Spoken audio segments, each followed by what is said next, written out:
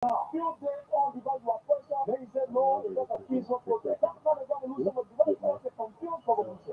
But now you have already placed the right of the people that you want to assemble in danger. Because you create a call for the government to act. When we get the bring back our money campaign, and we were at a universal like Jordan and getting it, and I said to my family, I'm going to issue a state of emergency. Martin Foley and the rest of the other people say it was a hard position. I said to them, the EFA will issue a state of emergency. I was never a prayer. And those who know me know that I'm never a prayer. You talk about election small. You play around election small. Which are gonna make.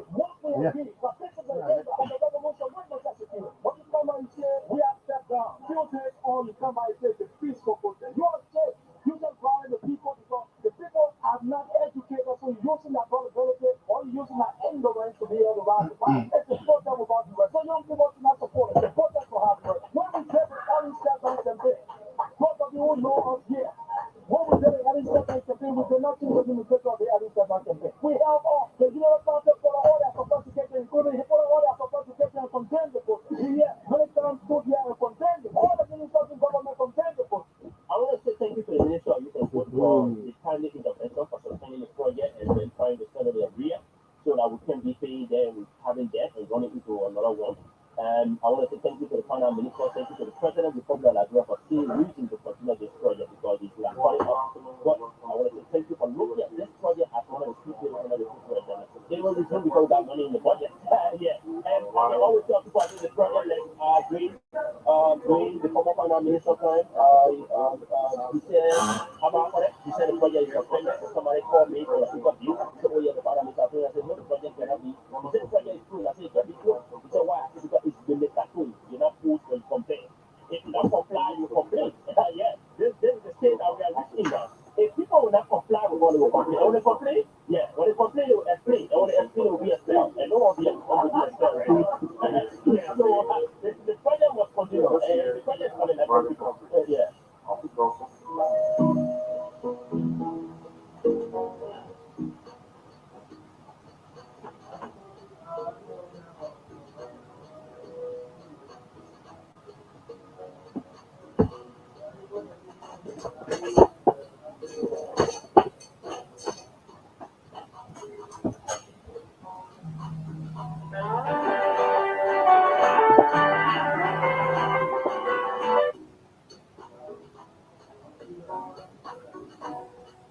Yeah.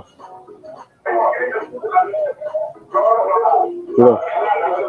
I want the radio. I'll call you back. All right.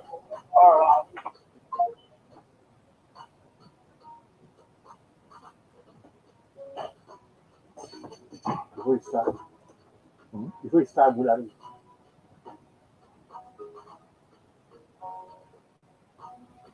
I'm moving on.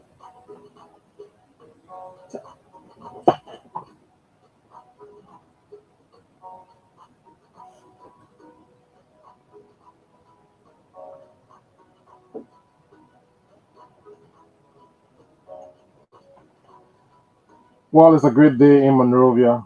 Today is Friday. The weekend starts. Today is the final day in the month of March. Today is March 31, 2023. What a pleasant way to welcome you to another weekend presentation of the Hard Talk on ABC Radio 105.1. We are striving for peace and harmony. We're beaming live and direct from the corner of Brown Buchanan Streets, downtown Monrovia. Good afternoon. My name is Theo Williams. My colleague is Anthony Jiffan. Together, we will bring you all of the latest in this country. And of course, we will talk about other issues on the show today. Well, I'm so, I don't know how to term it, but my colleague is here. Let me welcome Anthony. Anthony, it's a pleasure. Good to have you on. And I guess you're a happy man today. Well, thank you, Theo. More like, I'm happy just as you are, just as all of our colleagues who participated in the just earner process are. But just before we go there, can we give a lineup of Yes, so let's talk about the Wild Wars on today. following that, then you just give us the menu for today. And our wise words for today says failure is not the opposite of success. It's part of success. Failure is not the opposite of success. It is part of success. And many persons will want to ask why, how, and so, but you find out why. And sometimes after doing your own research, after doing your own analysis, your personal analysis, your comparative analysis to failure and success, you get to know that maybe these things are real or on the other hand. But that's it. That's a wise word for today. And along the way, our first guest on the show his name is Leader G. Ayuba Dauda Soare. Is the Chief Executive Officer, one may say CEO, of a key institute of vocational and professional studies. He's also an aspirant in District 13, Botswana County. Key Institute, as a matter of fact, has two campuses, one in Iron Factory District 13, and one is right at Central Monrovia at the campuses of the George and Logan Memorial High School. And so Mr. Soare will set up all this afternoon, the first segment. He will guide us through why he wants to be representative for District 13, what did he bring to that process, how is he intended to shape the destiny of the people of District 13, why he think Color Green, Edward Papi Flomo should not be elected, and how is he coping with the challenges in the educational sector, since indeed he is a CEO of a vocational and professional institution. He's going to be telling us all of that. There are other issues maybe he could be speaking to. And on the flip side, on the second segment, we hope to have a stalwart of the former ruling United Party in Alfonso Bele. Alfonso Bele is the former youth league chair or youth congress chair of the Unity Party. He will say to us this afternoon, you are aware that his political leader, Ambassador Jose Nyeman Boaka, has been faced with, I don't know how to call that, in picking his running mate. And so that been the talk of the time. He has been the issues of the day. He's going to say to tell us how are they faring in the Unity Party? Why are they thinking of? Are they worried about the delay in Mr. Boaka selecting his leader, particularly when information is coming that there is some sum of 30 million to induce the former vice president to pick Henry Costa or maybe Jeremiah Korn, Nimba County. And so Bella will be talking to us. You are aware that under Joseph Boaka leadership as chairman of the CPP, when Keto started, the entire CPP, when a local hand, in fact, could no longer stand, indeed it is divided today. He's going to tell us what sort of leadership former Vice President Ambassador Joseph Nyeman Boaka is bringing to our Liberian presidency. With that, I think you don't want to miss this interaction today. Of course, certainly, Anthony. Of course, this edition of the Hard Talk promises to be great. It promises to be interactive and, of course, entertaining as usual and always. But today was the election of the Executive Mansion reporters. Members of the Executive Mansion Press Corps went to the polls on today to elect a new court of officers that will steady affairs of the institution for the next 3 years. And you were one of those who were elected. Coming from the financial sector position, you managed to surface to the co-chair position of that institution. Let me ask you, let me gauge your view for the few minutes, then we will transition later on. How does it feel being elected co-chair of the Executive Mansion Press Club, Anthony? Thank you, Theo. I am one person who believes in what is called integrity, leadership, and credible, and someone would say self-discipline and self-confident leadership. Well, we contested in 2020 as financial secretary, being the only candidate who won the election on our ticket. Though we went unopposed, some said that we were not tested because we went unopposed. And so prior to this election, we thought to have gone for our very position, or maybe a little shift to assistant secretary. Okay. But when we consider all of the odds, considering those contesting, no disrespect to my big brother, I always call him our father, Godfrey, and myself, we call him our father Yes. because he's our big brother. No matter what, no matter going against him in an election and maybe winning the process, Yeah. but we call him our father. I told him today. And so we thought that we needed to go up. Many persons call us, Jiffan, can you go for assistant secretary, secretary general? And I said to myself, I am going for the vice chair position. And friends said, why are you going so high? You said that boldly. Yes, I said because we believe that our friends want somebody who will be in their interest.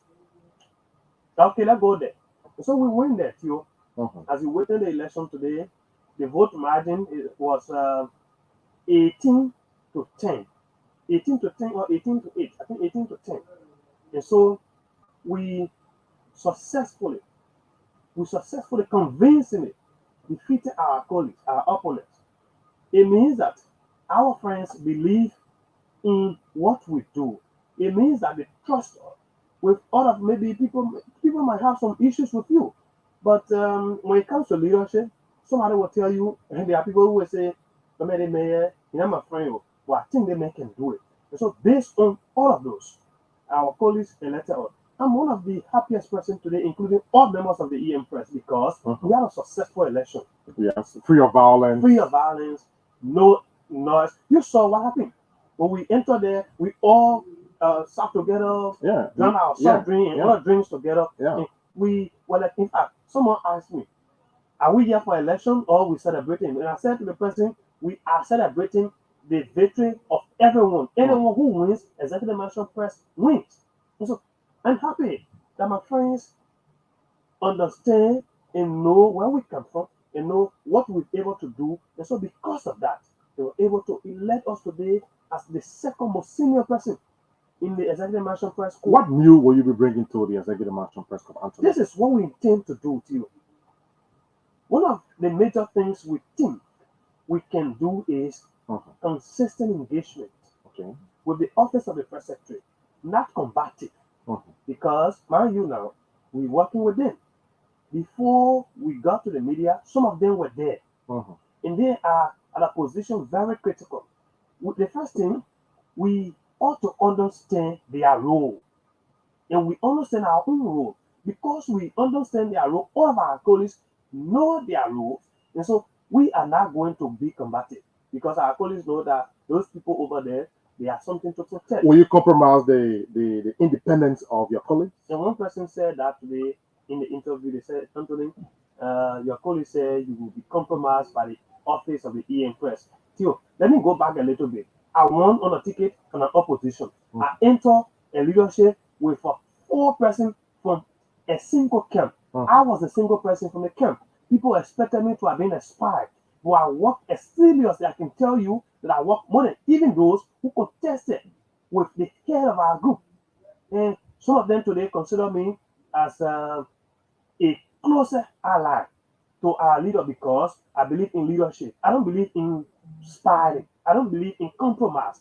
Listen, when somebody say Anthony Jiffan will compromise the interest of the integrity of the e-marshal because maybe he has a big brother or friends in the PPS office, so that person getting it wrong. They have not talked to me well. They are not understanding me. They have not known who Anthony Jiffan is over the time. And so they have to know that we are not going to compromise. For my now, we're going to work with them because our role is to work with them in ensuring that information from the presidency is disseminated to the public properly.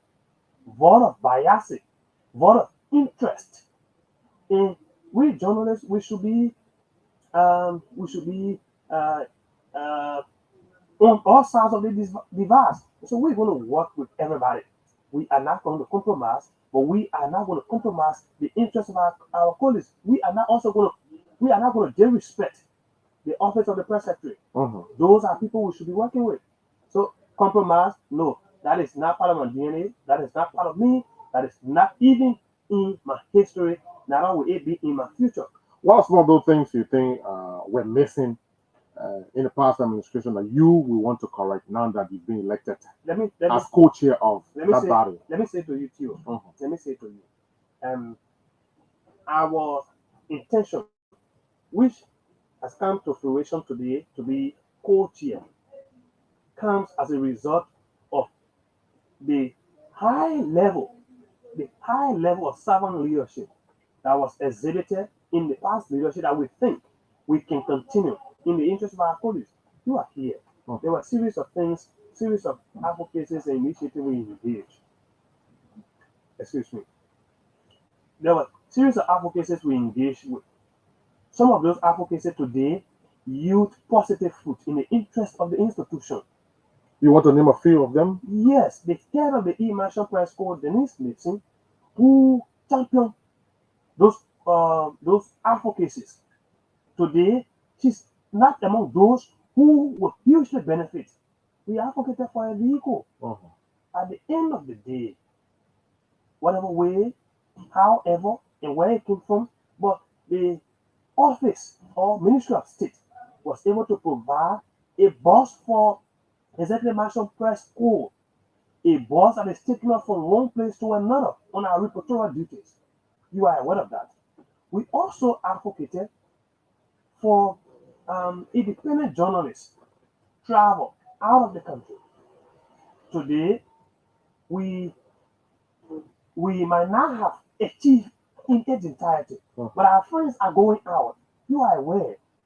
Godfrey Nana Badu Kwanzaa, who just got elected today on web ballot as chairperson, is one of those who has traveled from our advocacies as leadership. The issue of travel has been one of those. Matthew Jacob, no, let you. Matthew Jacob is another person. I'm coming. The issue of travel has been one of those sticky issues at the level of the Executive Marshal Press Cup. There have been mountains of calls for independent reporters to be able to travel along with the president and to report independently. I mean, just what they see. But many feel it's not been happening that way. It has not been that way. Yes, I've been. And so, what would be your approach with regards to that? Well, our outgoing chairperson, Madam Janine Nixon, and our entire leadership. Even though you're not the chair, you are the co-chair. Yes, second to my boss. Yes.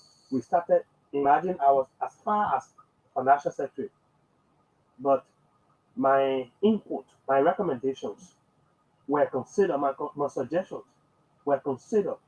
We started that as a leadership, as a body. Today, you understand, few of us have traveled. Godfrey, Matthew, they've traveled following our advocacies. We're going to continue on that. Not that we're going to go tell the office, say, no, you're supposed to carry us. No, it is at your will if you want to carry us. But mind you now, we're going to make it known. We're going to make you to understand that there is a need that you carry us. The benefit of carrying us is also there. You know, we want to provide all of these things. And trust me, those who are the officers of the press secretary, they are conscious minded. They're going to listen. They are reasonable. All right. They're going to see reason to say, yes, we have to carry them. It was from our advocacies. Now, Godfrey, Matthew, they traveled. When the chair went to the US, some of them said that she went there because the executive marshal carried or no. And some of us who knew, we told people, say no. She didn't go on E-Marshal, what they call. She went on a program from the US Embassy. Mind you now, we advocated for training. We got that from the Internews, the fast check training. I was a part of that training. Every one of us benefited. Yeah. Those were some of our advocacies. Those were among capacity building that we advocated for. Till we've been able to build a cordial relationship with the offices of the press secretary. Regardless of what happens, we've been able to reach out to them. Today, any of us can walk to that office and we will have a warm reception from the office of the press secretary because how we leaders conducted ourselves. We were not bought. We did not compromise ourselves. We did not compromise the interests of our friends. Though they might have some issues, but yes, those issues are ideological issues. They are policy issues that we can disagree. And at the end of the day, we find a common ground and say, yes, what they meant is talking is true. We have to do it this way and do it that way. Let us move together because we are working for one goal. So we brought a lot to this position. Great. Anthony, did you see your contender, if I will say, or the man you defeated, Romeo 2? If so, what did he say to you, or what did you say to him? Well, we had conversation prior to, in fact, during the process of voting. I'm talking about after the results were announced. When the results were announced, I did not see my big brother. Apparently, he was somewhere seated, and maybe I gotten information that the result was not in his favor, so maybe he might not have wanted to come around. But because we had this duty to come, and we had maybe less than 10 minutes to run here, Yeah, so obviously. I could not stay around to ask for him. But mind you, I'm gonna play score to him. Whatever we do, we went to the process because we wanted to represent our friends. I can tap into his experience as a big brother. But mind you, one of the things people will know and always is that leadership is not about how old you are. It's not about how long you spent on I. It's about how well you can convert what you know to help your friends. And so I'm going to place call to him when there are needs to ask him for direction in our leadership. No Mason Allen, we're going to call Big Brother Romeo 2 so that we can all work together. Remember, this leadership is not about the six person that got elected. It's not about Godfrey. It's not about Jiffan. It's not about Arvin. It's not about Matthew. It's not about Ojuku. And it is about the entire EM press. Mind you now, too, there will be time that some of you will receive call. In fact, we will also call some of our big brothers from outside and big sisters and say, hey, we want to make the decision in the EM press. What do you think? We'll seek their advice. Not that we don't know what to do, but two good ears are always better than one. Okay. All right. We just thought to weigh in on that, folks. Today was the election of the Executive Mansion Press Corps. Members of the Press Corps went to the polls on today to elect a new court of officers that will steer the affairs of that body for the next 3 years, right? Yes, Yeah, 3 years. 3 years. And so going up to 2026. Wow. 2026. Yes. All right. We wish you guys all the best, but Anton, I'm proud of you. Congratulations. We at ABC Radio, we're proud of you. You are representing this institution at the level of the Executive Mansion. We want to say congratulations to you. I'm doing it on behalf of the management staff of this institution. Perhaps they would do that to you individually, but let me do it on this radio. Yeah. Let me say it publicly. Yeah. Congratulations. Thank you. So we can now transition to something else Thank you. as we anticipate our guest on the show today. Let's take this break and be I hope you playing Right back. celebration song for me. Yeah. probably at the close of the program. We'll do that. Okay. I will find a song for you. You know, today is Friday. The weekend starts today. Mama, you want to write on Friday? Yeah, Friday. Where are you taking us? After you telling me I'm taking you this place. But I'm sure you have some budget, my man. I'm sure you allocated something for refreshment later on. He said, anyway, Fatu is here, Dennis is here, the big boss, they are all here. All Yeah, right. I trust Fatu. Okay. Yes. This break. We'll be right back, folks.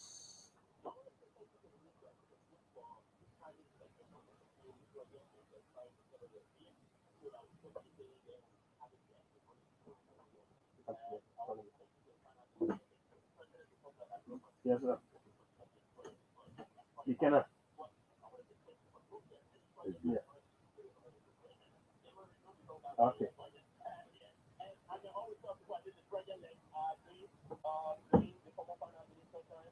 Yeah, I didn't know.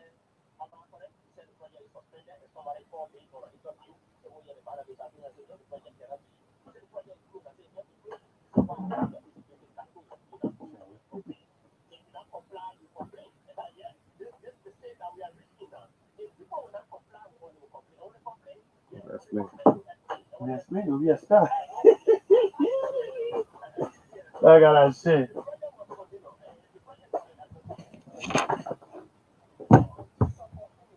Mm-hmm.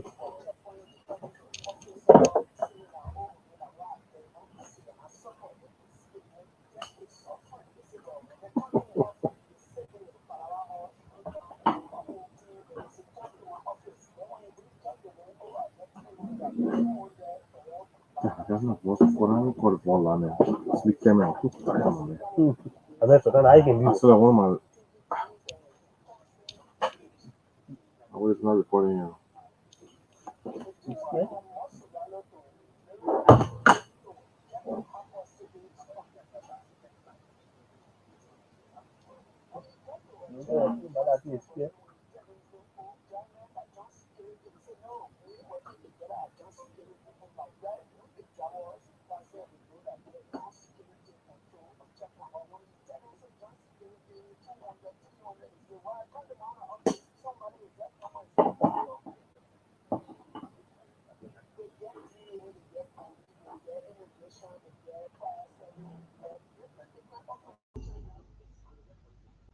Mm-hmm.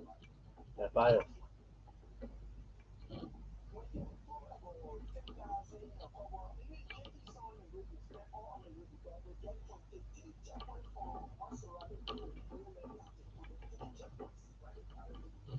Why embarrassed?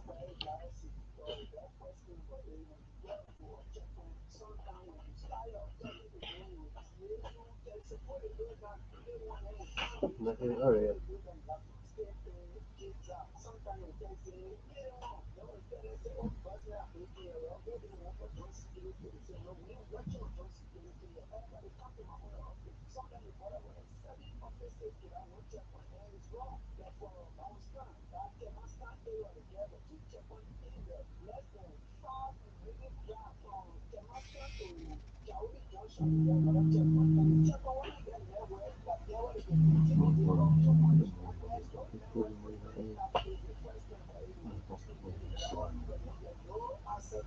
I remember running a puzzle time. Running a puzzle time.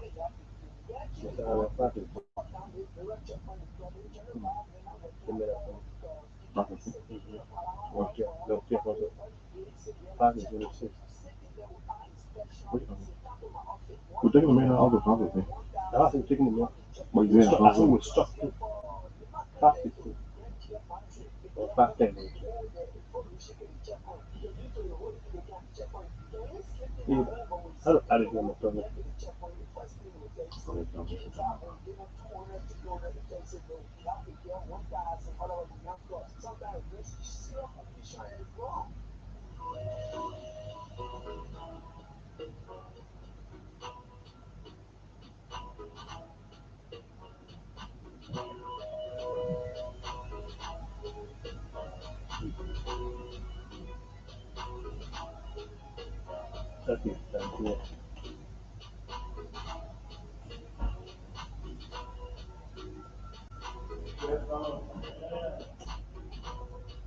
All right, good.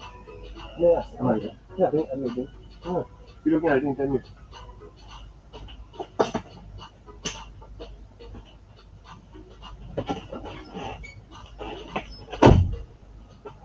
Okay. Tại chúng ta đây không See?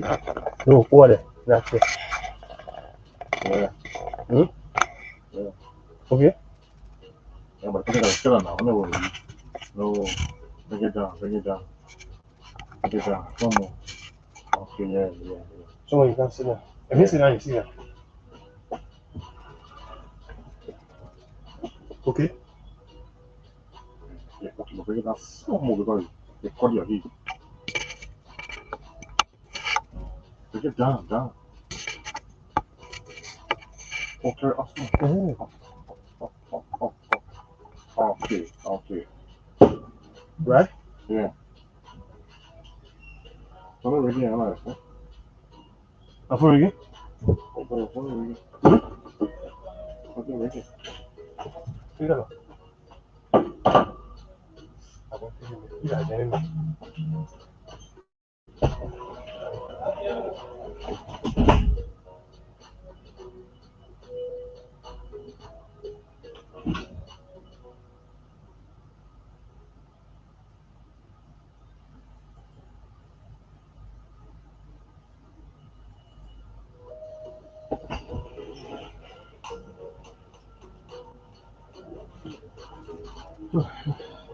What's up? Okay. I'm not going to computer from the market. You just share No, I want to control it. Yeah. I mean,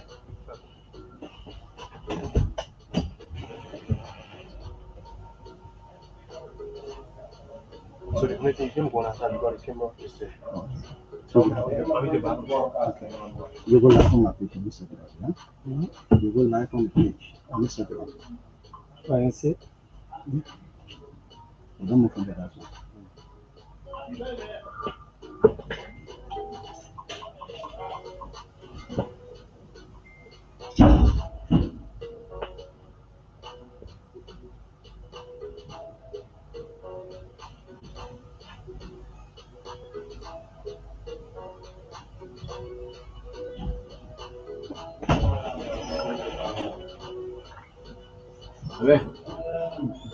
Oku se la meta la kan mo shego ge. The buffer no no ma to shosha go ge meta. Mas aga do kelo ko le si ago aso bo do. So ya ya go si me na go o si me. So, how you doing? Are you coming? That thing that experience me again. See on Ghana so. It didn't happen. Right now, happening. You hear me? Speak out to him, man.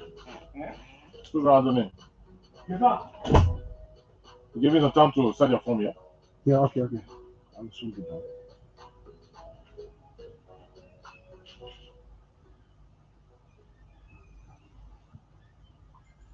I want to say thank you to the Ministry of Youth and Sport for the timely intervention for suspending the project and then trying to settle the area so that we can be paying them, having that, and running into another one.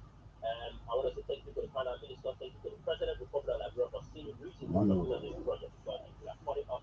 But I want to say thank you for looking at this project as one of the key projects. They will resume the budget. Yeah, and I can always talk about this project like during the former Prime Minister's time. He said, am I correct? He said the project is suspended. Somebody called me for an interview. He said, oh, yeah, the Prime Minister I said, the project cannot be. He said, the project is closed. I said, it can't be closed. He said, why? I said, because it's building can't close. It's not closed for you to pay. If you don't comply, you complain. Yeah, this is the state that we are in now. If people will not comply with what they complain, when they complain, yeah, when they complain, they will explain. And when they explain, it will be expelled. And no one will be expelled right now.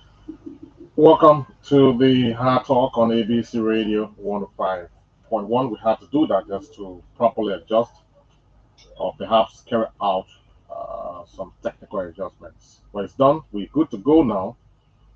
And of course, welcome to it. This is ABC Radio 105.1. We are the official voice of Atlantic Broadcasting Corporation. We broadcast live and direct from the corner of Broad and Buchanan Streets, downtown Monrovia. And of course, we are here striving for peace and harmony. Having said that, I'd like to cross over to my colleague who will begin the conversation with our guest, Anthony. Well, as our guest is already seated, thank ever so much for joining us this afternoon, Leader G. Ayuba Daouda Swari. Good afternoon. Welcome to ABC Radio. Good afternoon. Okay, sorry. Yes. Good afternoon, Brother Jiffan, and good afternoon to you, Brother Jiffan, and also to your colleague in studio, Theo Williams. Brother Theo Williams.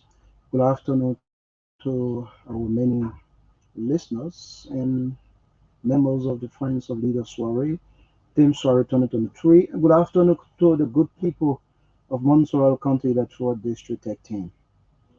Well, you've been around, maybe you've come to ABC Radio when we were up somewhere around Snapper Hill. But on this side, this is your debut since our transition. Um, how is District 13? Yeah, before going to District 13, let me commend you guys. I mean, the management of ABC Radio. I mean, you people have done a marvelous job here. The studio is cool, and I think so far it is one of the best studios I've visited. So thank you so much for a job well done. Thank you ever so much also for the commendation. So, okay, let's go to business. Let me firstly uh, grab from your initiatives, your educational or capacity building initiative. You are the executive director or chief executive officer of Key Institute of Professional and Vocational Studies, two different campuses you control. How is that institution? Well, Key Institute is good. I mean, the fact that I'm serving humanity, the fact that I'm impacting lives, most especially lives of young people, I feel so happy. I feel so overwhelmed and I feel achieved. In my view, this is the best any Liberian or any individual can do for his people to have them in power. And our both campuses, our students are doing marvelously well. And in my view, our institution, if not the best, but should be one of the very best institutions of learning in Liberia. And the most important thing is that most of the students are scholarship students. They are on my personal scholarship, mostly for the Central branch, that's branch one, I am Factory District 13. 90 to 95% of the students there are on my foundation scholarship, and we have done everything to have them in power so that they can transition into being, I mean, contributors to national development. And one way to another, they are also contributing to towards the achievement of the proper agenda for development and prosperity. Though we are not in government, neither are we a part of the ruling party, but we think as Liberians, it is our individual and collective responsibilities to, I mean, work towards those issues that are of challenge to our people. So yes, we are doing extremely well. How challenged is this issue of capacity building initiatives is with respect to maybe running a school, technical, vocational, and professional institution where you have men and women coming in, having up to 80, 85 to 90% of the students being those you yourself sponsor. What are the challenges you face? Well, there are numerous of challenges. I mean, major among them ensuring that our staffs and volunteers are paid regularly on time so as to avoid any inconvenience for them and also for the students. So this is the major challenge that I have always focused on. The next challenge I have always focused on is to ensure the young people are in school no matter what. No matter what, they must be in school. So having close to three, four, 500 young people in an institution of learning in different disciplines, and basically you are teaching them skills that they can live the rest of their lives on. It is a challenge, but this is a kind of challenge I enjoyed. I mean, so much because I feel so happy when I'm challenged to do something positive. I feel so accomplished. When people get involved with initiatives such as what you involve with, there are many questions, whether in or out of politics. There are many questions. Let me know, when did this institution start, Key Institute? 2019, Key Institute started 2019. Okay. We got our accreditation from the Ministry of Education 2019 officially, but then we were not able to open 2019 due to the presence of coronavirus. Okay. So we did not open until late 2020. October 16, 2020, we officially opened our doors to the public due to, coronavirus and all of those things. You could not open schools in the midst of coronavirus. So we had to delay our opening until October 2020 when we officially started our initiative. And since we started, glory be to God, we have had two successful graduations. The first time we graduated 97 young persons in different disciplines. The second time we graduated 65 young persons. And by July, we should be putting out our third graduates, and there will be around 114 young persons. So, your institution got accredited 2019, started full operation in 2020. Why prompted this institution just before we go to your political life? Yeah, as a young man growing, I grew up in extreme hardship. I grew up selling in the streets of Monrovia. I grew up selling in the street corners of Monrovia under extreme circumstances. After the war, my parents could no longer provide for me to go to school along with my siblings. Okay. So, as a young person who had the determination to achieve greatness, I thought there was a need to do something. So, while sitting in the street at the same time going to school, playing football for various school teams, and managing my way, I finally got to the 12th grade.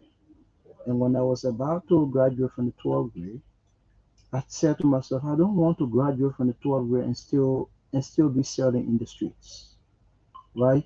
I said, no, this is not the life I have inspired to live. So what do I want to do? I want to find myself a profession that I can live my life on at least after high school to help myself. Because I feel so embarrassed. Poaching wheelbarrows in the street of Monrovia, selling dry goods and all of those things. So immediately I enrolled. I took the entrance for, the Christian Media Center, JAR School of Journalism and Public Relations, Yeah. owned by former Secretary General of the Press Union of Labrador, Philip Sandy. It used to be located on Johnson and Benson intersection. So I took the entrance, successfully passed, but then I was second semester student in the 12th grade. And Philip said, Ayuba, it's not possible. Our school is not taking high school students. You must be a high school graduate.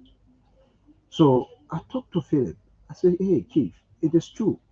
But see your entrance result. I took the entrance and I'm number two on the entrance So list. why deny me? I'm number two on the entrance list. Okay. All of 25 person who start the entrance. Though I mean, I'm still in the senior class, but I will be graduating or I will be completing my studies in the next 2 to 3 months. And at the time, your classes have already started. So we pleaded with him at the final analysis. Philip Sunday allowed us to enroll.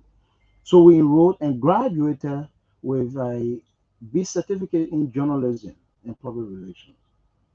After that, we started internship, and as God permitted, we started working. So that was the transitioning point in my life Okay. as a young person. So I became a professional journalist. I worked with Radio Alpha officially for 7 unbroken years, Okay. contributing, and later on moved to Strong FM. After I left Radio Alpha, I started managing my own online TV along with some colleagues. And later on, I went to Strong FM where I served as director of news, and I officially left the media as a professional journalist, transitioning to national politics because of so many reasons. So we decided opening this institution because we know that if we are not, transition from being a petty seller in the streets of Monrovia to being a professional journalist, in my view, life was still going to be much more challenging. But the transition to being a professional person brought a lot of great, changes in my personal life. So from that experience, I said to myself, I do not want any young person To experience. to experience what I experience. And because of that, we established the King Institute. When I established the King Institute, I mean, the first time we recruited students, we were charging 10,000. Guess what? We could not have even up to 21 persons. Later on, we reduced it to 5,000. We had a lot of young persons coming in, a lot of them. But after a few months, most of them could not even afford to pay the 5,000 liberty. Imagine. Imagine. Many of them started to complain, things are tough. Still holding fast to my belief that no young person, not a single young person, should go through the challenges that I personally went through. I said, okay, what I'm going to do is I'm going to lobby with my friends. I'm going to talk to friends. I'm going to talk to big brothers. I'm going to talk to family members to ensure that we provide an avenue where we can have as many young persons as possible coming to empower themselves. And that was how we launched the Ayuba Sorry Education and Empowerment Foundation. And through the foundation, we were able to generate few cents from few friends and partners. And that was how we recruited the first 215 young persons and brought them in to start the official, training on our initiative, our personal initiative. And glory be to God, man. I'm so happy that today hundreds of young persons have experienced changes in their lives because of my intervention. If I have achieved nothing, I consider that the biggest achievement in my life.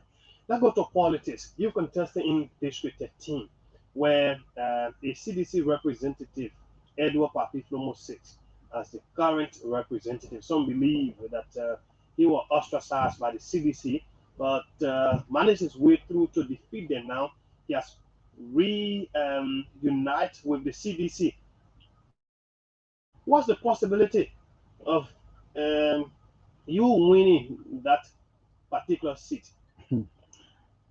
The possibility, the ratio of my possibility of winning that district is 95 to 100. 95 to 100% possibility Okay. of me winning the district. Okay. The thing is quite simple.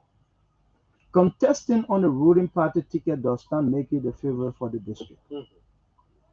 And not just that, there are seditions, hundreds of seditions who reside in District 13 over their dead body they will ever support Edward Carter Grant Flomo as their lawmaker. Over their dead bodies. Hundreds of seditions. And guess what? Guess what? Mhm. We have enough. Most of them, including some of them who are holding, key positions in our movement, they are die-hard seditions. Some of them have said to me, Ayuba, we can do anything to have President we are elected. Mhm. Anything. We can go at any length to have President we are elected. But when it comes to the representative position of District 13, you have our 100% support. Okay. Right? Mhm. You also have people from the former ruling Unity Party who are key executive members of our Team Suari 2023. You have officials of the ANC, and you have other executives of the All Liberal Coalition Party, ACOP, and all political parties that are key members of our team. So our team is inclusive of the entire district. Our team is not a political party team. Okay. Our team is the team for the people and by the people. Okay. It is the people's team. So no one, no single political party can defeat the People's Party. Hmm? Okay. So we have got a very good, cordial working relationship with our brothers and sisters who are seditious. Die-hard seditious. We have got a very good working relationship with our brothers and sisters who are die-hard unity. Partisans. We have got die-hard Acopians and ANC partisans and all political parties who are also supporting our vision to represent District 13 because it is considered the best alternative. What did you come with to I, this process? I came with passion for service. I came with a mindset for youth development. And this is the difference between Ayuba Soiree or Team Soiree 2023 and the rest of the other guys who are just trying their lucks, right? Now, I have argued that as representative of Montserrat County Electoral District 13 comes October 10, 2023, when I'm inducted into office, I've got a very clearer vision of what I want to do. Now, the first thing is that we are going to ensure we have community leadership meeting, consultations with the various community leaders, inclusive decision-making process, because that calls for participatory democracy. You cannot practice participatory democracy if you do not practice inclusiveness. So we will include the various leaders of all of the communities within District 13 to find a roadmap to a successful representation. And when we start to discuss our platform, I will tell you how the idea came about, right? So I have told them, beside the consultation, in my first 100 days in office, there are 2 to 3 major things I would love to achieve. One, to ensure our district that has turned to a jobs hub becomes redeemed from the hands of ghetto owners. As small as District 13 is, we have a little over 115 ghettos. In each of those ghettos, you can find at least 15 young persons whose features are being damaged on a daily basis. Calculate the 50 times 115 and know how many young persons' life will be completely out of order if we do not do anything about it. It could be my brother, it could be my sister, it could be your relative. So we have said to ourselves, this is our first priority. Ensure that we close down all of the ghettos in District 13 within the first 100 days in office. Can you achieve that even in 1 year? 100%. 100%. With the help, of the community leaders and the community members' involvement, yes, we can achieve it.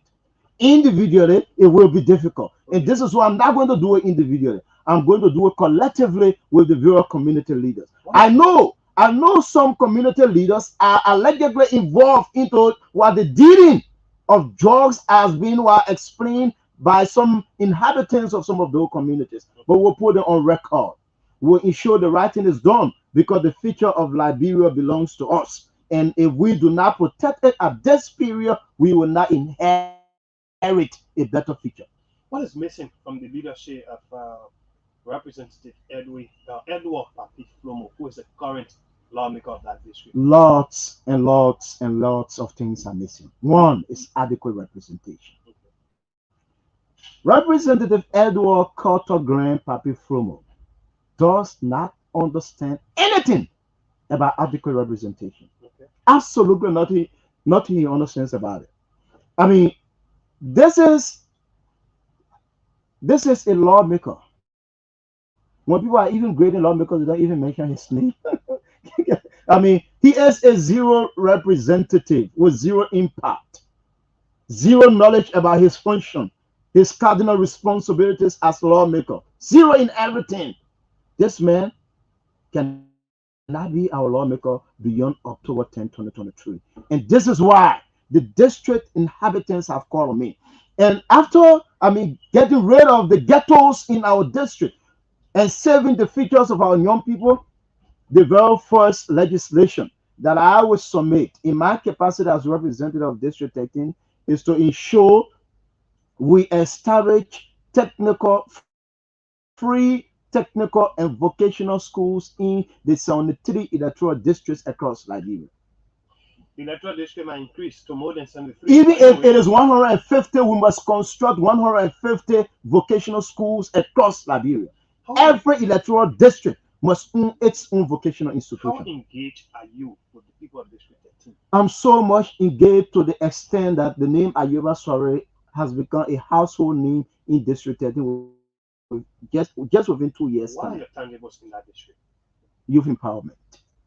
Okay. Youth empowerment is my major tangible. How many young persons So far, Since 2020 up to current, we have been able to empower a little over 500 young persons. A little over 500 young persons. I just told you, by July, we are expected to graduate 114 young persons. okay. By October, election is October 10, right? Yeah. By October 8, I should be graduating close to 315 young persons. So that is before election. That is before 2 days before election. You I will be graduating a little over 315 young you persons, might have in power up to 700 to 800 persons. up to 1,000 persons before election. You're listening to the Rhythm Show.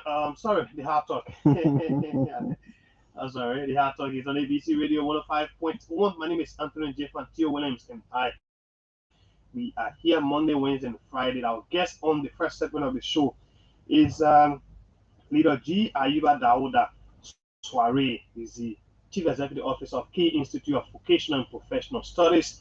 He's also a representative aspiring in District Number 13, Mosorata County. Well, looking in your district, District 13, you've rated your chances 95 to 100% Definitely. ratio. Who do you see as your major contender in that district? Well, I mean, the district that is faced with so many challenges. I mean, there are numerous of challenges. I will outline some of those challenges. I mean, immediately after seeing this, right? Come what may, I'm not going to be unjust to my own conscience. My major rival is the incumbent, Okay. and the reason is quite simple. He's the incumbent. The incumbency factor. That's what makes him my major rival. He controls all of the resources. That's it. He controls the resources. He controls, I mean, all of the companies operating in the district. He controls the partnership with, I mean, those company owners. He controls the partnership with the community leaders and all of those things. That's the only reason why I consider him my major rival. But now that He's even using your taxes against you now in this election that's it, because he's benefiting from. he's benefiting from our taxes, Okay. right? Campaigning and doing, I mean, illegal things in the district at the detriment of the district dwellers. So I consider him my major rival. When you say That's why I do not. When you say illegal things in the district against the people of the district, what are you talking about? Chief, it is of no secret. Mhm. Since Representative Edward Papi Flumo got elected as representative of District 13, he has not uttered a word or said a thing against the increase of ghettos in our district. Okay. This supposes that he is in full support of that particular illegal act. Okay. Because if he, as a president, was not in support of that illegal act, he could have done something tangible, something noticeable to ensure that we minimize the growing wave of ghettos across District 13. But because he deliberately sat and did nothing about it, it means he's in support of it. In essence, are you accusing him of? I'm not accusing. I just drew a clearer analysis. Being responsible of the proliferation of ghettos in. He's responsible 100%. That's an accusation. Is he not a lawmaker? Is he not a lawmaker? Is he not representing our people? If the Judge Enforcement Agency under the executive. Chief, the judge, he has oversight responsibility over the DEA. That's why I say he doesn't know his function. He has oversight responsibility over the DA. That lawmaker, if I were the lawmaker, believe me that what we are experiencing in District 13, imagine the American embassy and other institutions will start sending text messages to their membership, their citizens, warning them after 8 o'clock, don't visit Chocolate City Junction, don't visit New Georgia Junction, don't visit this place in my district. Okay. The American embassy warning its members and citizens not to fasting my district around 8 p.m. And you see that as a failure on the part of. That's a failure. Is it not a failure? If not a failure, why is it? The district is completely dark. The district has turned to not just a drug shop, but a criminal cartel. How do you intend to fight the issue of the proliferation of ghettos and the use of illicit drugs in your district? I just said it, right? Mhm. I just said You're going to prefer there are a few things. you're going to ensure that maybe you use community. How do you intend to use those community people who you are maybe saying some of them are involved with Chief, the Chief, sales of drugs in the community? Chief, Yes. if I'll compromise anything, Mhm. it will not be the damage of the future of Liberia. Hmm? How do you intend to tackle that? This is it. This is how I'm going to do it, right? Mhm. We are going to host community leadership meetings, and we are going to draw a resolution and communicate to all ghetto owners to what remove or relocate their ghettos within a specified period. And if that does not materialize, I will write the DA and the joint security to assign a team to me. And I will also, encourage a team of journalists along with the community leaders. And we'll go from ghetto to ghetto and have them close. What are your plans for healthcare delivery? Right? This is one of the major issues. Like I told you, there are a few challenges. The issue of electricity is a major challenge in my district. Mm? Most of our communities are dark, including the community that I live, the Iron Factory Block C community. Several other communities I have gone to, they have complained of electricity. Road connectivity is very bad, including the community the current lawmaker lives. If you go battery factory with your car and you're not mindful, as soon you leave from battery factory once or twice, you have to go to the garage. The road is so terrible, and he pretends as if he doesn't have eyes to see. He pretends as if he doesn't have eyes to see. I don't want to talk about. I don't want to talk about. The other issues. Now, healthcare delivery. What we intend doing is it. The government of Liberia, through the Ministry of Health, has budgetary allocation for health care institutions across the country. As part of those budgetary allocations, we are going to ensure that clinics in District 13 secure their portion, and that portion will be used by healthcare facility owners. They will be subsidized so as to empower them to ensure they provide quality healthcare delivery. Because the government cannot take all of the responsibility as a government. The government must be able to work with and through the people. So let's say, for instance, if you have the Jiffan, maternity clinic located in District 13, and at the end of the year, the government buttress you with, hospital equipments that you will be able to use to empower your facility. I think you'll be able to improve your healthcare delivery. We are also going to lobby with our colleagues. We are friends and partners. Mm? We have so many organizations, the Liberian associations, right? The Federation of Liberian Madingos. And every other group that you know of in the diaspora. We're going to plead with them. Our people need healthcare delivery. Our people need good medical attention. Could you come in and assist our people? And all of those materials that we will be galvanizing across Europe and America, when we come back, we will ensure that we distribute them among the established healthcare delivery institutions within our district so as to beat all their performance record. We should be going This, to in the our line. view, will help us a lot. We should be going to the telephone lines very shortly. But just before we go there. Sanitation in our country is one key things that everyone complain about. That is one of the major factors confronting all of our citizens in the country. How do you intend to um, engage the issue of sanitation? How do you intend to better your environment, keep it clean, ensure that safe drinking water is also provided? Sanitation. How do you intend to handle that? Through community engagements. Hmm? Chief, Community engagement is broad. Akami, we talk about sanitation in particular, right? Right. As I'm going to tackle sanitation in my district through community engagement. When you look at my platform, I have three things. I have YES, Youth Development, Empowerment for All, and Servant Leadership. Under servant leadership, we say We will not act by ourselves. We will act in accordance with the mandate of the people. Hmm? And by doing so, if we want to undertake any initiative in a particular community within a district, we are going to work with the leadership. That's how we're going to have constant community engagement and community visitations and citizens engagement to know what are those burning issues in relation to sanitation. Let's say, for instance, the guys have started constructing facilities. Hmm?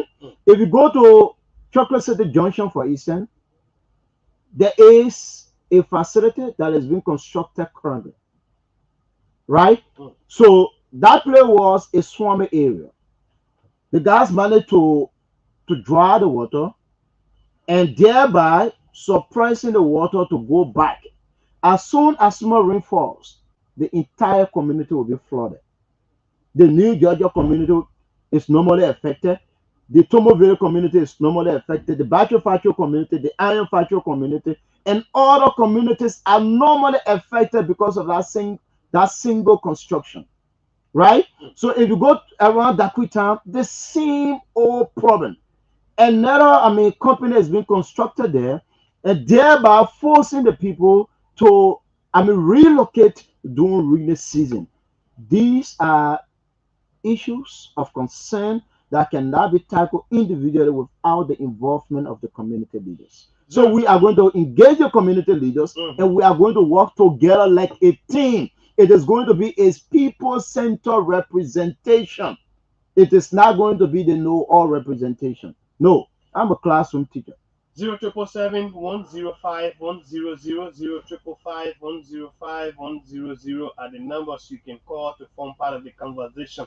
This is the Hard Talk on ABC Radio 105.1. Our guest is an educator, a politician, a journalist by profession, Ayuba Soare. He's an aspirant of District 13, Boswara County, wanting to unseat the incumbent representative Edward Papi Flomo Allies Color Green.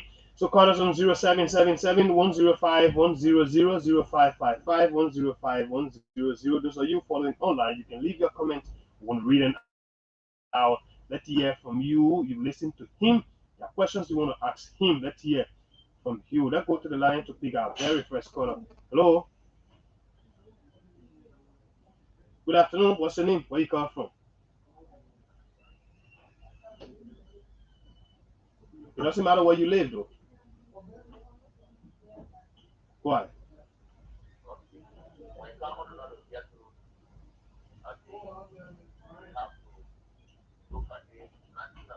Okay.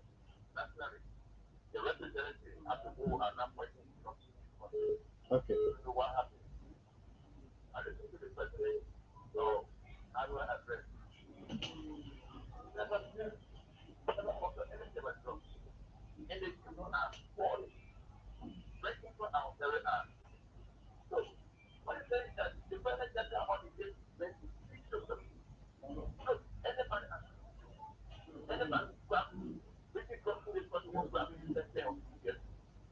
All right.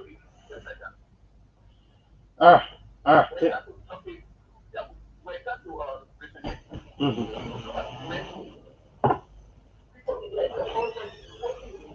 It's mess up. So done. Okay.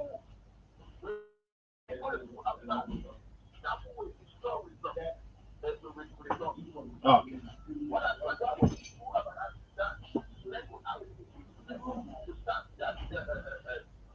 Thank you. You taking note. Hello. What's your name? Where you join us from?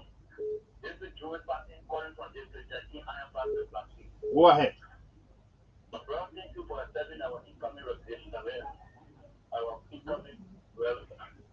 Representative. Yeah, go ahead. Mhm.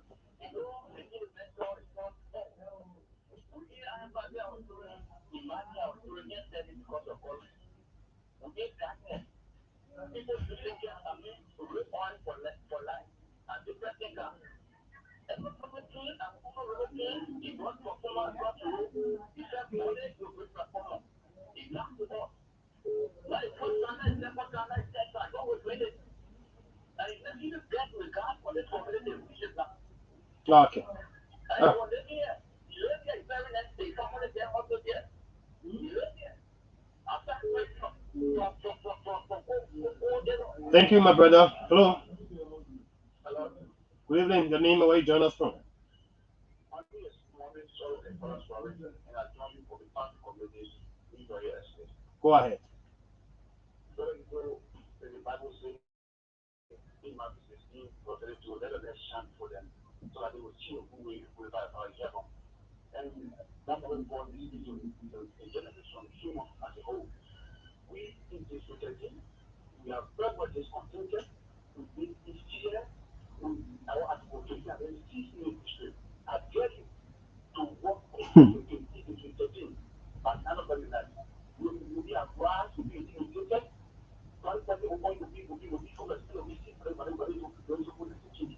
So we are not celebrating this trip. We on into a calamity. Those evil life. Majority of it is intimidating.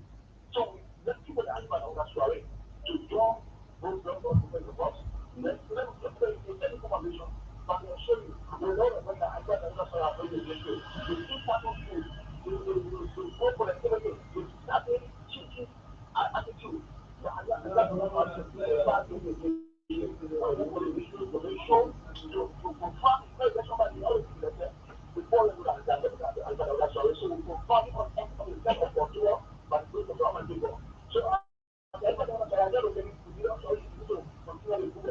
Thank you.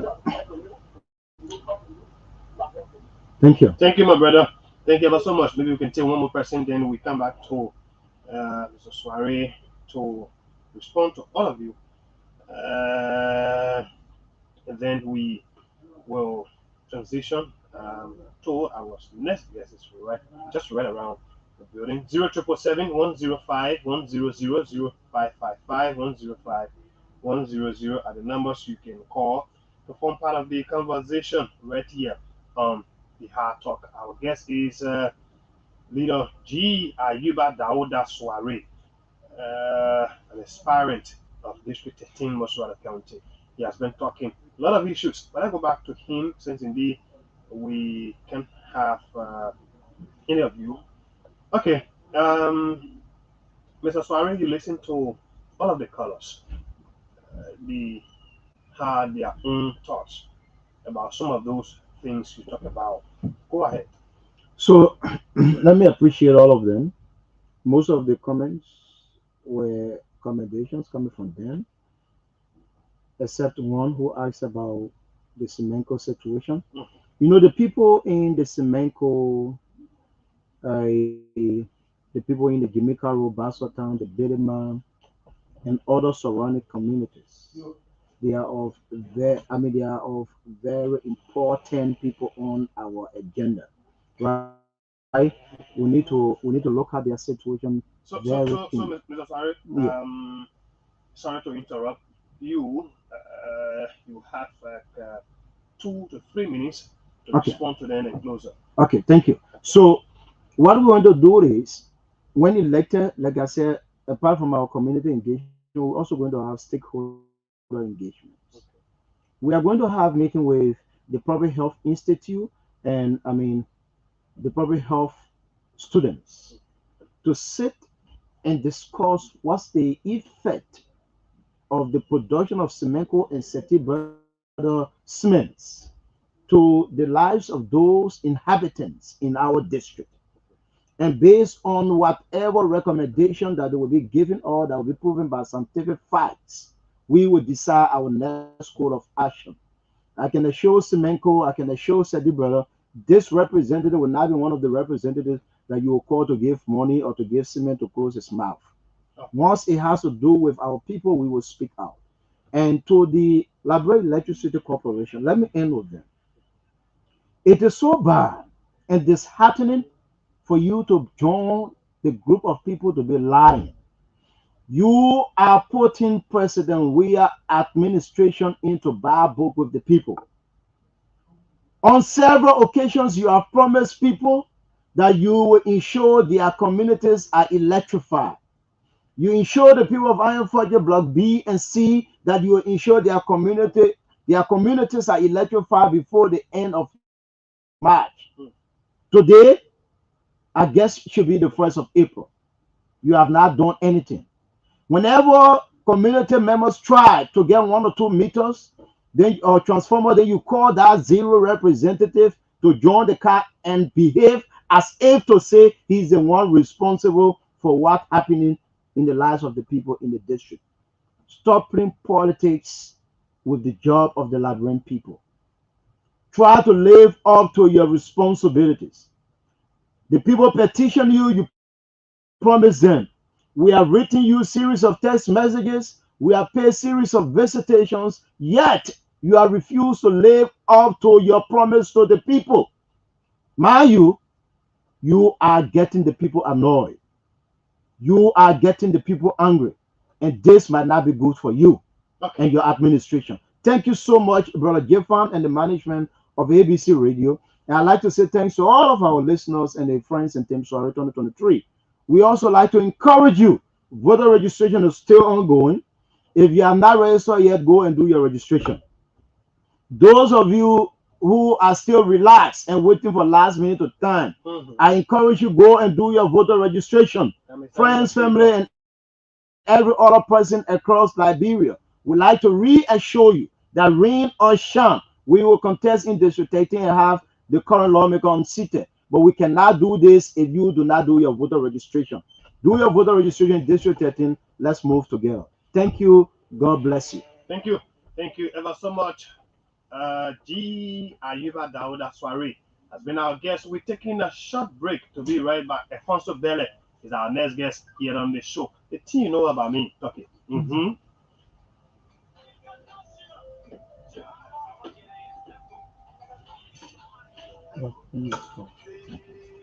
Thank you so much. Thank you. Yeah, that's really nice of you. On a short notice. Yeah, man. And you will force me out. Even though we play for 5, but I have to.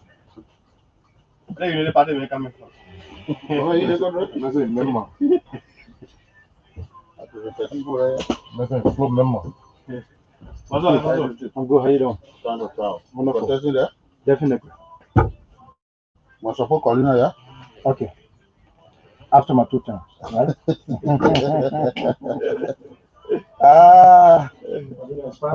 And okay. Okay. Okay. I wish you luck. So, the story, bro. You just pause there. What is I say? Kinaja residents. Canada resident. Kinaja residents. What is that? Is that what? Are you about to play?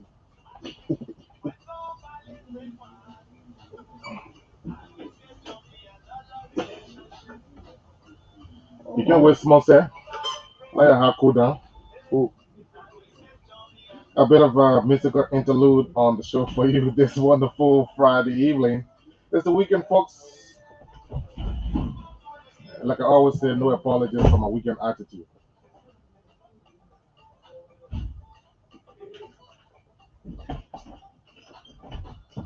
While you're listening to ABC Radio 105.1, we are the official voice of Atlantic Broadcasting Corporation. We broadcast programs of information, education, as well as entertainment, coupled with spiritual nourishment. Well, time is fast spent. Our next guest is already here. Mr. Alfonso Bele, a member of the Opposition Unity Party, is here as we talk politics and election matters.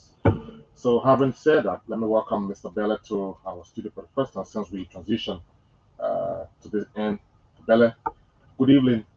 Happy weekend. Good to see you. It's been a while, though. Good evening to you, and good evening to your co-host, and good evening to the staff and management of the Atlantic Broadcasting Corporation. I'm so delighted to see this unique studio. So you transition from the Broad Street. Yeah. This is my debut on your show on the Buchanan Street, and I think you're doing very well here. I've been following your station very keenly, and I think you're doing well. You're being informative, you're being educative, and we want to appreciate you. All of us have a share of the society.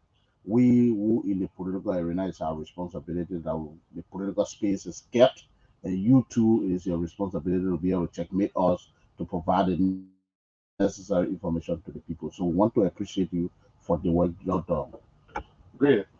Thank you, Alfonso. You were in Buchanan Grand Bassa County quite recently, uh, following up some activities with regards to the ongoing biometric voter registration exercise for on behalf of the party.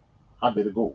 Well, so I was in Basa to ensure because I'm from Basa, so I Are you a always Bassa man? yeah I always Really? register and vote in Basa. I don't know And that you're a Bassa so man. I went to Basa to register and to be able to help the county leadership to know exactly what is happening in the biometric system Okay. because this is first of a kind.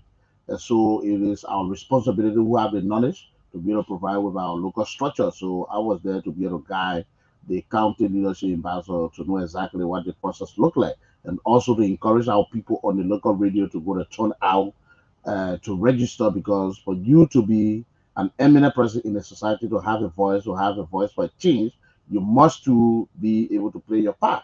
And so it was okay, and I think I'm going back tomorrow again to continue the exercise.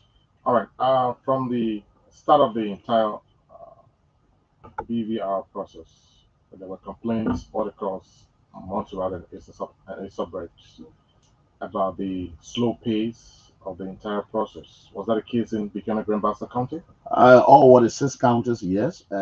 Again, I cannot blame the national elections squarely because it's technology. And Okay. first of a kind, it was not tested, it was not tried in any election. This is first of a kind. So again, they're using solar system and we're getting closer to the rainy season. So sometimes the solar may not come out. When it's not on, the machines will not be able to work effectively. And sometimes the network, because once you use your phone system to be able to download the QR code, for the QR code to be matched with the system, internet gone off. So all these things are a little bit difficult and giving the process hard time. But again, and the process is going on smoothly and some of the people are registering. We hope that we can be able to meet the target before the expiration of the time, the March 20th to the April 9th. But I think across the six counties, people are doing well. And if we cannot meet the target, there's a likelihood that probably we can encourage the government to do an extension of the exercise. Do you see a possible extension? Yeah, I see a possible extension because some of the places sometimes the machines go off and people don't work for 2 3 days, and so a precinct must have not more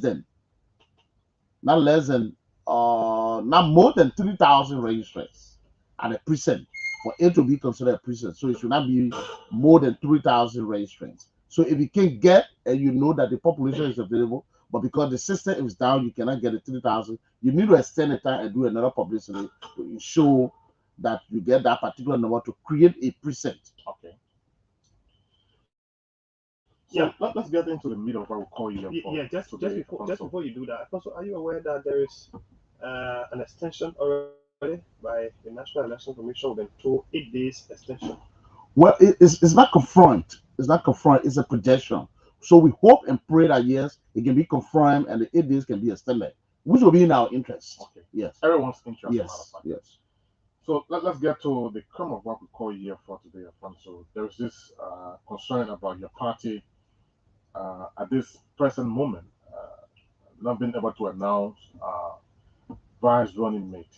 Too many concerns. Even partisans of your party, those who are lawmakers on the Unity Party ticket, are concerned about why, up to present, the Senate Bearer Joe Walker has not been able to name his running mate. One of those representatives or lawmakers who raised that was Clarence Massacre quite recently when he appeared on our sister program here.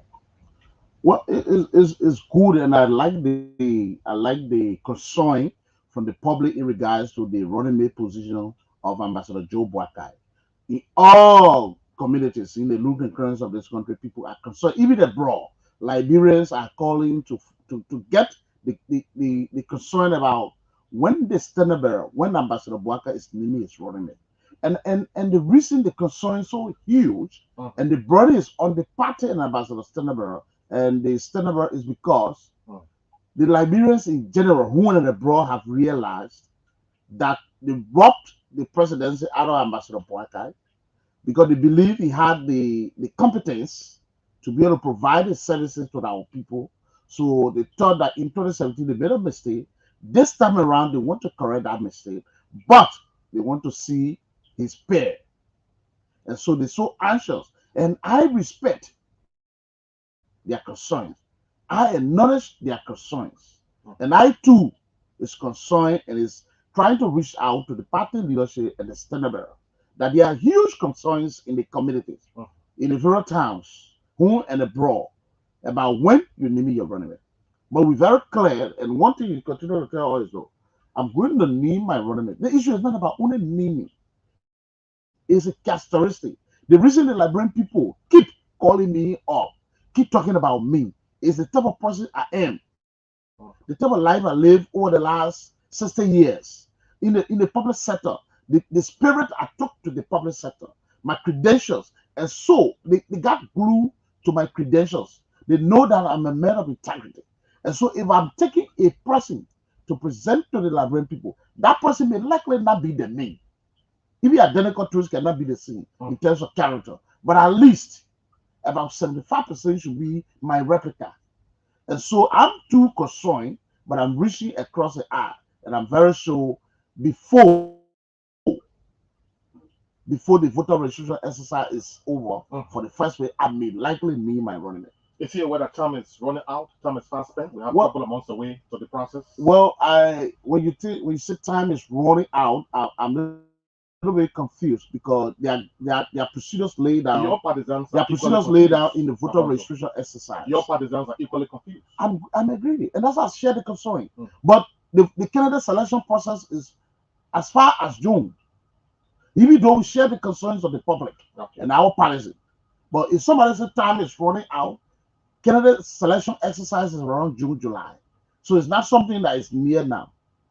So we still have a time, but we share their concern, and we too are ensuring that the standard bearer can be able to name his running mate in time for us to know the person, for us to start reaching out with a ticket to the communities. Who do you think will be that person, Alfonso? You are an insider. You know what's happening within the party. You are not an ordinary person. Who do you think will be that person? We hearing names: Henry Costa, Jeremiah Well, Cohn, and some other persons. Who do you think? Anybody who is competent, Anybody could not be an answer. anybody who is a youthful person, anybody who will share the values of Ambassador Boaka is the persons I prefer. Because I'm coming. Because to be a vice president, you must be able to have a shared value. Because you are a principal deputy at any event, the constitution gave you an obligation. So to lead and to be a vice president, you must share the values. You must be man or woman of integrity. So these are the characteristics we're looking for in whoever Ambassador Boaka will pick. Now, let me tell you about my own, what I'm thinking about. Mhm. And I make it clear about 2 years ago, Okay. when we were leaving the CPP, I was very clear that I support Senator Nyobli Kanga Lawrence All right. for a running mate position. By that time, there was there were 3 names. And among those names, in terms of UFO, in terms of gender sensitive, she was the only person on the table, right? So I got the concern that yes, I support Senator John Kanga Lawrence. Again today, they are dynamics, but I still support Senator Kanga Lawrence. But however, whoever the standard bearer decides to pick, it is my responsibility as a partisan who subscribe to the constitution and bylaws of the Unity Party. Because in our constitution is very clear that the picking of vice president, presidential candidate, is the sole responsibility of the standard bearer. Again, the same constitution says it is your responsibility as a partisan to canvass and campaign for every candidate that the party put forth during elections here. I keep hearing you mentioning the word UFO, UFO. Someone will think you might want to refer to Henry Costa. I made it clear. I said Senator Kanga Lawrence is UFO. Senator Jeremiah Koo is UFO. Eric Pedro Costa is youthful, and so all of them are youthful. Independently, were you to make a choice? I said You it. say Yumbi. I said it. Oh, Nyamdi I said said that. 2 years ago. Okay. You think she has the wherewithal to be vice running mate to So the first thing is, Mr. Bwaka? the first thing is, what are the characteristics of the type of running mate we want to see, and I have also want to see. First, in our society, we have two opposite gender, the male and the female. In the political decision making process of our country, the male dominated the female. Yeah.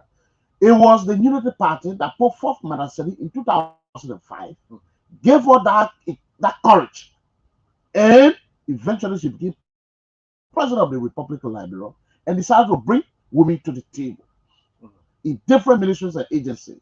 Yes. So you need that particular set of gender on the table. So she's a woman. Two, she comes from a geopolitical zone, the Bassa Belt. Bassa is the second most largest tribe in the Republic of Liberia. So that geopolitical zone comprised of Masorado, Magiri, Grand Bassa, and Riverside. So if you want to win elections, you're talking about number. All right. So that geopolitical zone, having the second most largest tribe in the country, it placed her in an environment that she has a constituent. Besides that, she being a two-term senator. Besides that, she brings to the table several years of experience, both private and public sectors. All right.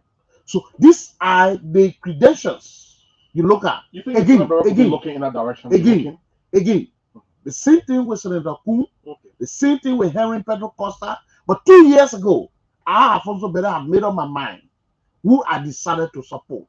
Now they're dynamics. All of them are very youthful. They have the experience and they're on the table. They come from different geopolitical zones. Senator Kuhn coming from the Nimba Belt. The Nimba has two largest tribes. The second richest county in terms second richest, the second biggest, the second more political county in terms of number. He comes from there.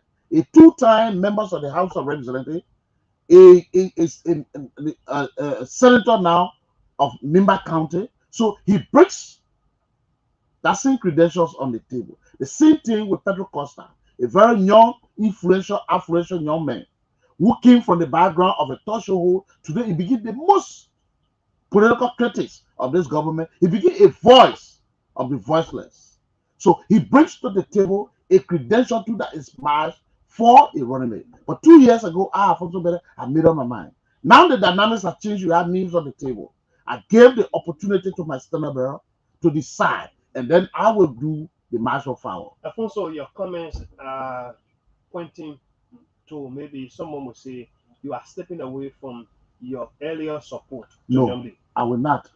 Do you still support I Nyamdi still for support the Senator last Nyamdi presidency to Kagala. Joseph Waka? I still do. But in the event that she's not picked, I will respect the decision of my stenographer. What do you think is responsible for the delay in Vice President Waka picking his running mate? Do you think that something is playing somewhere? There's nothing playing. You think he's confused? There's nothing. No, it's not confused. It's not confused. You're talking about geopolitical zones of the country.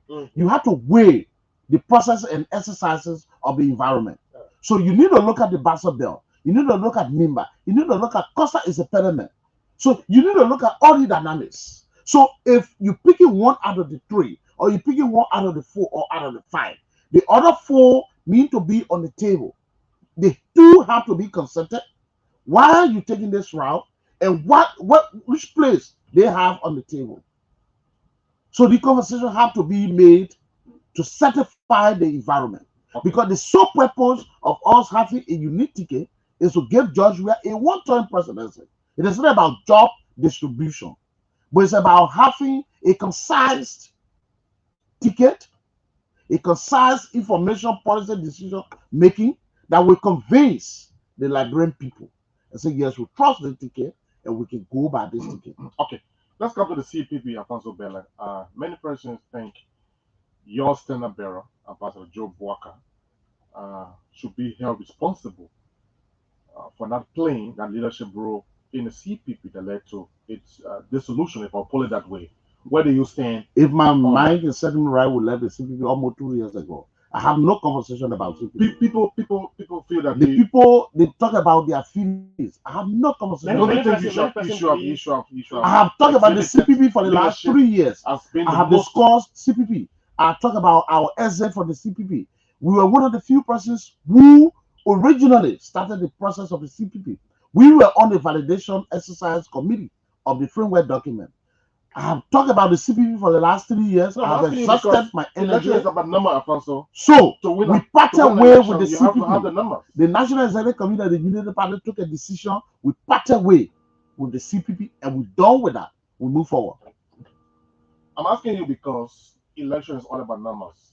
To win a process, you have to have the Since numbers. we left the CPP, we you have cannot win in consolidated. the absence of Since we left the disunity. CPP, we have consolidated our base. Apostle, The Unity Party base is Apostle, consolidated. In the absence of unity, you Our cannot win. partisans are energized. We are reaching out to other political In the parties. absence of unity, you cannot win the process. No, the unity You is cannot about be consent. disunited No, and the want unity to is about defeat- consent. Unity is about consent. If I want to be united with you, if I want you and I to be on the same table, we must share the same values. When the values are not shared, the Mhm. same values are not shared, there's no way that we can sit down and have a Also, the, conversation. the issue of the leadership ability of your political leader has been questioned by several individuals, course, I've including been the some most- of those who are in your party. Has been the most experienced politician Chief, who should have exhibited that Chief, high to degree of leadership. exhibit a leadership in a group. Let me give you a scenario with the CPP. When Honorable Yuri was chairing the CPP, UTO was following the activities of the CPP. We were closely involved as a party. When we went to Honorable Comics, we were involved. We took part in all of the decision making exercises. We attended all of the meetings. When we went to Senator Lawrence, it's the same. When it came to us, they refused. So People what- from the ANC. Yeah, when I say us, Mhm. obviously it's the Unity Party. Yeah. But because it's a standard of the Unity Party, you have to be the chairperson Of of course. the CPP. So you're representing the Unity Party. So when people stop coming to meeting and people start participating, because the way we documented the framework of the CPP is about consensus. So if Tio and I on the table is not attending meeting, if there's we say look in the CPP, if for example Tio is representing Party X, when there's a national issue arise, Tio want to respond to it, Tio should be able to communicate with other constituent parties within 24 hours consultation. If the other party say, look, I mean, you can go ahead, respond because you're independence. You do. And that's what we did all the 3 leaderships that took over before us. But when it got to our time, they were more responding than being collective. And the 4 parties that were in the CPP, right?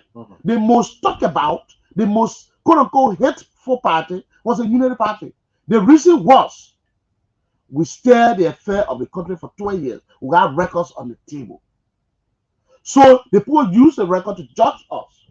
So in anything, we would have been the one to be able to be providing information. They were judging it and because timely. you squandered some of the. I agree. I'm not doubting I think it. the words of the I'm not doubting it, Theo. I'm not in confrontation with that. But I'm saying to you, it is because what we brought on the table, people question or people talk to us. So it is our responsibility. So we're in a collaboration. Once the collaboration is not going the direction that we think the Liberian people want it to go, we part that way. So you don't. I just want to ask you a simple question. You don't. I come in before you ask a question. You don't blame Ambassador Bwaka No, I don't. for the. I reckoning or the don't. I dissolution. don't. For people to be united, it should be cohesive. What are, It you, should be. what are you going to campaign on as we go to the 2023 election, convincing other Liberians to So we have we Ambassador Bwaka? so we're going to campaign on 3 things. 3 things. Our 12-year stewardship. That's one. The second thing, the character we put. Stewardship. Yes. Why did you pick Chief, up from there? Chief, our 12-year stewardship, Yes. we did not do 100% right, Mhm. but we did up to 85% from where we told the country. And also, from before you Chief, continue, 1 minute before you continue, many a times when there are failures with the Ellen Johnson Sirleaf-led administration, the former vice president would say he was The Oka part. race car park in the garage. You are When it comes to the success stories, you want to identify with it. chief. You want to link reconcile, in. Chief. reconcile Chief. these two. Chief. Mhm. The Helen Johnson government was the Unity Party-led government for 12 years. We take responsibility of whatever happens. And that's why in 2017, our Stenenberg was clear and equivocal. He said we squander some of the opportunities. Those opportunities would have reached us to 100%. But because we are able not to reach 100%, it means we defaulted in the process. You send a child to school to make 100. Even though your child scored 80, 95, they passed, but that was not the target. The target was to make 100. That is a terminal grade. So our responsibility as a government was to make 100%. Even though we made 80, 85. When we told the country and when we left the country, that is a judgment for the Liberian people. That's one sector of our campaign in 2023. The second one is the character we put forth, Ambassador Boaka. All the last 2 years that the Unity Party served, in other countries, vice presidents are dismissed, sent to court because of corruption, mismanagement of public, and so forth. The third thing is our manifesto. 2023, we're taking to the Liberian people a rest. Okay. That is a major component of our manifesto. We will have to find some time to bring you back here to be able to exhaust everything we have on our plate. But we want to take some calls. But before taking the calls, I heard you mention giving President we are one round, one-time defeat and all like that. Let's know from you quickly before we go to the phone lines. How prepared is your Unity Party in the midst of all of these controversies within the CPP and all like that? How prepared is your party? The party is to defeat prepared. the CDC, the ruling The party has been prepared since 2018. 2022 went to convention, have a new leadership. The new leadership has set a basis for us to move into the process. What we're waiting on is the name of our running mate. When our running mate is named today, we are on the field and we are prepared to engage the ruling party. Quote unquote, they may have all the money, we may not have, but the Liberian people will judge us on historical facts. Historical facts. Yes. Our stewardship of 12 years, where we took the Liberian people from, we took them from $15 at 7 up to $200, and we left it at that rate. Today, this government brought it up to $35 for the teller. People are agitating for just salary. I'm not talking the bread and butter issues. I'm not talking to fight corruption in Liberia. See, we did not fail. We are mistakes. Your head. No, we did not fail. No, she was raising challenges that we had. We did not fail. No, we did not fail. We established grafting institutions that will lead to the fight of corruption. We established the GSA. We activated the GSA. We established the FIU. We established the RAA. We established the LSCC. These are institutions that have to be in place to fight. The fact that we had the courage, the conscience to establish those things, we were prepared to fight. Again, Chief, not true. We established it, we gave them the power to do it. And that's why you see the Unity Party government, they were ministers who were charged based on the other reports. Some were dismissed, some were sent to courts. So we had that courage, we had that political will to establish institutions. Our chairman, our then chairman, was sitting chairman of the Unity Party, Vani Chairman, were arraigned before the court. So you're optimistic as per your past record, your 12 years record. Our past record, our manifesto, and the character we take to the Liberian people. One round, can we say one round?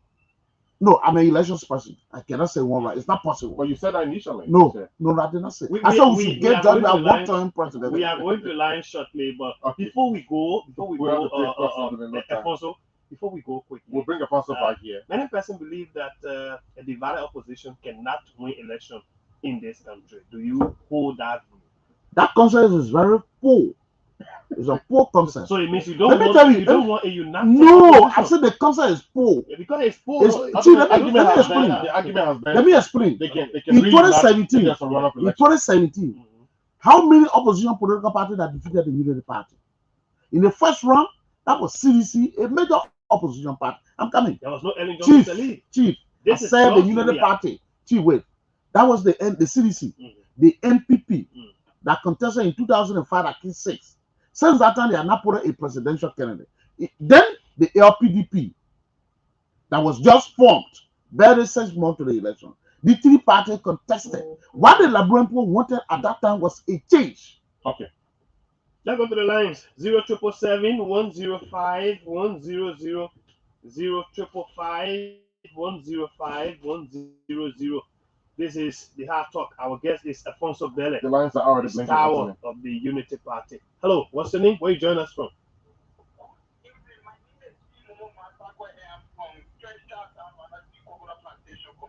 Go ahead.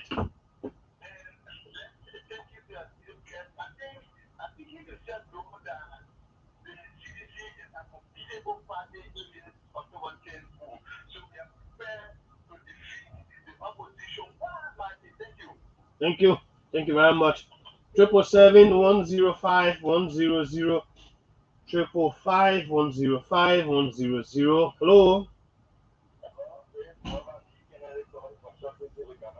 Go ahead.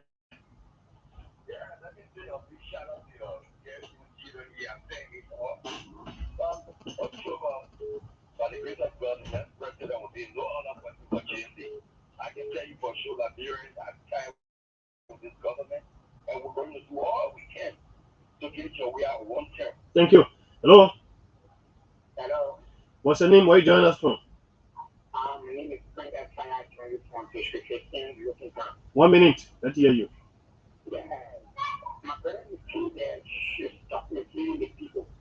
When you think, political, you don't know that is one of every opportunity. That was one of the children that us to contribute to the down to the country. The next thing you get on that and make money everything in my life. Thank you. Hello. Hello. Hello. What's your name? Where you join us from? No. Mother, sorry. Hello. What's your name? Where you join us from? Go ahead, Richardson.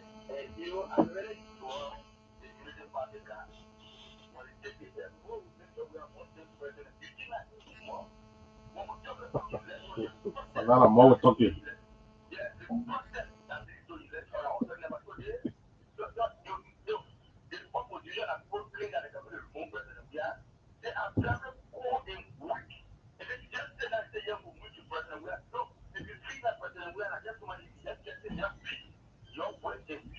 Okay.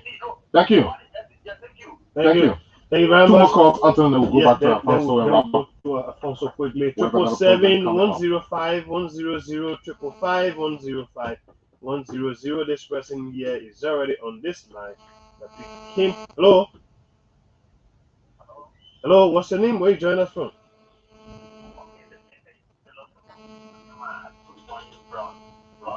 Go ahead. Yes, I was just almost everything. One of the things that really encouraged all about fellow different are to do them voter registration. Unfortunately, is right the economy. All right. The rest people will come up with a decision. Okay. Thank you. I think our final call here too. Then we can go. Alfonso will have a minute to respond and close up. Hello. Hello, What's your name? my name is Jim Guy and I'm joining from Freeport. Go ahead quickly. 30 seconds. Election is about strategy. GMP is defined the strategy how to defeat President Jiffan when it comes to the council election. Election is not about talking, election is not about giving up money. Money cannot win election in the country. The election that the people's decision can make for people to win election in the country. And then when it comes to the issue for me to conclude, the issue that I have to do with Nobody Kaka and GMP, I think Nobody Kaka will be a possible president Thank you. Let's squeeze in this person. Hello. What's your name? Where you join us from? Hello, thank you so much. My name is Mercy Gray. I'm calling from the tourist community. I found great. That's fine, great. Thank you so much. 30 seconds. This fellow in the studio, I would have done better than what he has done. I want to say thank you so much for trying to present our platform or our programs of the university. Say that we squander some opportunities does not mean that we squander all. were to create your government and other government departments, fine, and take it away. Okay. The hardship are going around. Look at young people just doing themselves. Go to the minister of youth and sports. All the youth program that will put into place. All old now. Thank you, Mr. Great. Thank you. We have to We'll leave have you a there bunch of because time. no time. We'll bring Apostle Bella back for you people Yes, sometime Let's hope that during the course of next week. Mr. Gray himself can endeavor to come in and tell us what he's Yeah, he honestly. wants to talk about. But also, you just have a minute. You have a minute, please. Thank you That's for fine. the show, and I think we can do much more better again to arrange for an extensive time to talk about some of the issues. By that time now, we probably will be having our running mate, and then we'll be diving into the credentials of our running mate and why we think we can defeat Georgia in the first round. But again, we want to appreciate our people, and we encourage everybody to go out there in their various communities where they have precincts to register. To vote, you must have a voter registration card. To make a political decision, you should be part of that decision-making exercise. So we want to encourage our people, let it go out there to register, to vote. Go to the various communities, the districts, and the precincts you come from. You register to get your voting card so that on October 10th, you can vote, and that vote could be for JNB to be the next president of this country. Thank you. Thank you ever so much, Apostle Bella. He's a member of the Unity Party. He's been our guest on the show today. Well, folks, we have to go. Time is of essence. Time has caught up with us. Want to leave you at this point, and wish you well as you enjoy the weekend. Anthony, we have to go. Yes, we have to go. It's a pleasant weekend. Yes. So the song here by Moshiri, a Liberian musician based in Sweden, is called "Wish You Well." Oh, okay. Yeah, if you wish me well, I will wish you well. if you wish me bad, I will say wish you well. Anyway, Papa God will be the judge. thank you very much, folks. Yeah. Let me get a song coming.